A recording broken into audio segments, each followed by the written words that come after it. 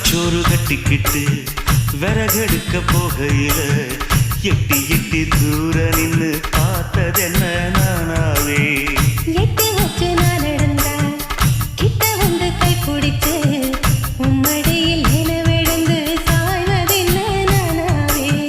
ஒட்டு மொத்த உறக்கமெல்லாம் நல்ல நல்ல போயாச்சு கட்டி வச்ச பழக்கமெல்லாம் ஒன்னாலதான் வீணாச்சு